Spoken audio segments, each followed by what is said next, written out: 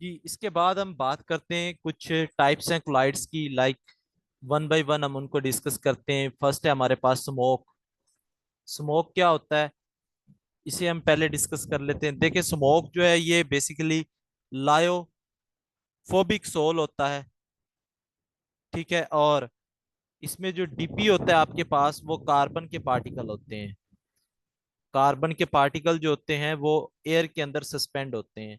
और यहाँ पर जो डीएम होता है वो डेफिनेटली आपके पास एयर होगी, या इसका दूसरा नाम एरोसोल होता है। और ये जो सोल होता है ये आपके पास होता है सॉलिड इंटू गैस, ठीक है। तो ये जो सोल होगा बेटा, ये आपके पास सॉलिड इंटू गैस सोल होगा। इसके बाद सेकंड है हमारे पास आ जाती टाइप, वो है जी क्लाउड। क्लाउड, ये चंद फेमस हैं, इनको मैं आपको बता रहा हूँ ताकि एमसीक्यूज के हवाले से अगर आए भी तो आपका एमसीक्यूज ना गलत हो। इसको हम लायोफोबिक भी कहते हैं, लायोफोबिक होता है ये, ठीक है। और इसमें जो डीपी होता है वो आपके पास वाटर होता है। और यहाँ पर बेटा जो डीएम होता है वो आपके पास एयर है। और ये होता है जी लिक्विड इनटू गैस, ठीक हो गया। इसके बाद थर्ड है हमारे पास ब्लड। ब्लड के मुतालिक भी एमसीक्यूज पूछ लेते हैं, वो भी मैं आपको क्लियर कर दूंगा कौन सा। तो इसको भी हम लायोफोबिक कहते हैं। लायोफोबिक है, डीपी जो होगा यहाँ पर वो एल ब्यूमिनाइड। अब देखें, ब्लड ना लग रहा ऐसे होता है कि जैसे होमोजीनियस इन नेचर है, लेकिन ऐसा नहीं है बेटा। जब आप इसको सर्कुलेट करवाते हो, रोटेट करवाते, सेंट्रीफ्यूज करवाते, तो ब्लड में जो हैवी पार्ट्स होते हैं वो सेपरेट हो जाते हैं। तो कैसे होमोजीनियस हुआ? होमोजीनियस तो वो है जिसमें कंपोनेंट सेम रहे, सेपरेट ना हो। एल्ब्यूमिनाइड सब्सटेंसेस होती हैं इसके अंदर, फिर इसके अंदर आरबीसीज होती हैं, और इसके अंदर इरिथ्रोसाइट्स वगैरह होते हैं, ठीक है, एरिथ्रोसाइट। और यहाँ पर जो डीएम होता है वो वाटर होता है, जिसे एक्वासोल भी कहते हैं। और ये सॉलिड इनटू गैस सोल होता है, ठीक है। इसके बाद मिल्क, फोर्थ टाइप है मिल्क। मिल्क आपके पास लायोफोबिक है, फोबिक, ठीक है, लायोफोबिक है। और इसमें आपके पास बेटा ये लिक्विड इनटू लिक्विड कोलाइड होता है। यहाँ पर जो डीपी होता है वो लिक्विड फैट्स होती हैं। मिल्क के अंदर भी आपको पता है फैट्स और प्रोटीन्स होती हैं, ठीक है। तो यहाँ पर जो डीएम होता है वो वाटर होता है। तो ये कुछ टाइप्स थी जो आपने अंडरस्टैंड करनी है, ठीक है।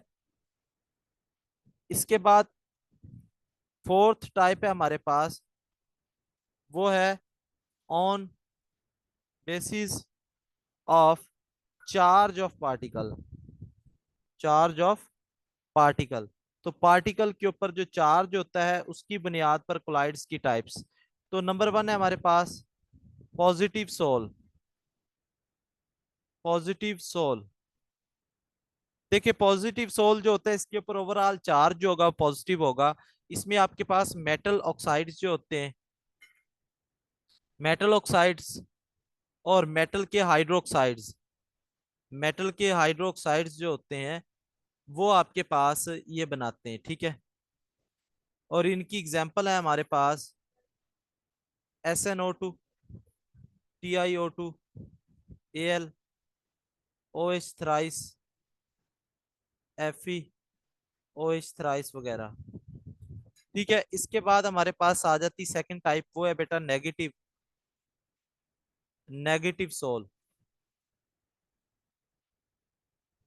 नेगेटिव सोल क्या है जी? नेगेटिव सोल आपके पास ज्यादातर मेटल के सोल्स ही आपको मिलेंगे, मेटल सोल।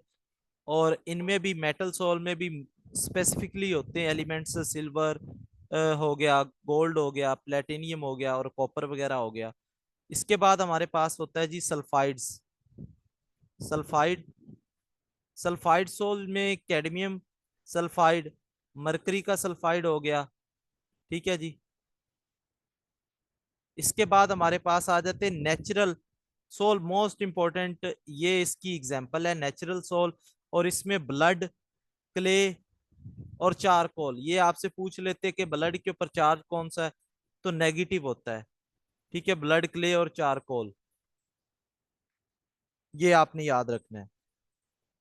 इसके बाद फिफ्थ टाइप हमारे पास आ जाती है, वो है जी on the basis of, on basis of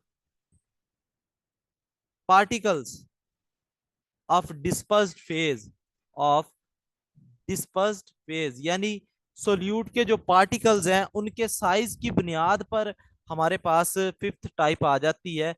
तो इस फिफ्थ टाइप की फर्दर थ्री टाइप्स होती हैं। तो आज हम टू टाइप्स इसकी पढ़ेंगे, फिर आपको कुछ मिनट्स की ब्रेक, और उसके बाद फिर 8 बजे आपका जीके का लेक्चर होगा इंशाल्लाह। तो नंबर वन हमारे पास आ जाती है इसके अंदर, multi molecular colloid, multi molecular colloids. ये चैप्टर थोड़ा सा याद करने के लिहाज से ज्यादा है, आगे कॉन्सेप्चुअल चीजें भी बड़ी आएंगी, बेफिक्र रहें। बेटा मल्टी मोलिकुलर कोलाइड्स क्या होते हैं बेसिकली, के मैं आपको पहले समझा देता हूँ थोड़ा सा, कि स्मॉल पार्टिकल जो मिलते हैं, छोटे छोटे पार्टिकल जिनका साइज जो होता है वो 1 नैनोमीटर से लेस होता है, ये कंबाइन होते हैं। कंबाइन होकर ये कोलाइडल पार्टिकल बना देते हैं। तो इस तरह के जो कोलाइड्स होते हैं उनको मल्टी मोलिकुलर कोलाइड्स कहते हैं, कि छोटे एटम्स मिलकर या मॉलिक्यूल एग्रीगेट होते हैं और मिलकर वो बड़ा साइज का पार्टिकल बना देते हैं। लाइक अगर हम बात करें गोल्ड की, देखिए एक बात याद रख लो, जब साइज छोटा होता जाता है ना, तब इलेक्ट्रॉन्स जो होते हैं उनकी भी एक्साइटेशन और डी एक्साइटेशन एक्साइटेशन चेंज होती रहती हैं। तो बेटा आपने ये याद रख लेना है, उनका कलर और उनकी प्रॉपर्टीज, कंडक्टिविटी वो वेरी कर सकती है। ठीक है, क्योंकि बैंड थ्योरी भी हमें कहती है कि बैंड जैसे जैसे वीक होता जाएगा, तो आपको पता है कंडक्टर और गैप जितना उनके दरमियान कम होता जाएगा, अच्छा कंडक्टर होता जाएगा, बैलेंस बैंड और कंडक्शन बैंड के दरमियान। ये बैंड थ्योरी भी हमें यही कहती है। तो बैंड जो होता है वो जितने ज्यादा एटम ज्यादा होंगे उतना बैंड स्ट्रांग होता जाएगा। ठीक है, अब देखें, अगर हम बात करें स्मॉल पार्टिकल्स की, एयू का साइज अगर स्मॉल हो तो उसका जो कलर होता है वो रेड होता है, और अगर इसका साइज लार्ज हो तो इसका जो कलर होगा वो ब्लू होगा। ठीक है, अगर मल्टी मॉलिक्यूलर की हम बात करें, मान ले कि ये गोल्ड के नैनो पार्टिकल्स हम बना रहे हैं, इसके ऊपर ये पॉजिटिव चार्ज है जी, ये पॉजिटिव चार्ज आ गया इसके ऊपर, और यहाँ पर बाहर भी इसके साथ कुछ गोल्ड के पार्टिकल्स होंगे। ये छोटे साइज के भी हैं और बड़े साइज की भी है। इस तरह से ये मल्टी लेयर्स बन जाती हैं, इनके ऊपर पॉजिटिव चार्ज होता है बेसिकली, ये मल्टी लेयर्स बन जाती हैं, इसलिए इनको मल्टी मॉलिक्यूलर कोलाइड्स भी कहते हैं। ठीक हो गया। इसके बाद हमारे पास सेकंड इसकी टाइप है, वो है जी मैक्रो मॉलिक्यूलर कोलाइड। मैक्रो नाम से पता चल रहा है आपको कि लार्ज साइज के मॉलिक्यूल्स वाले कोलाइड्स होंगे, मैक्रो मॉलिक्यूलर कोलाइड।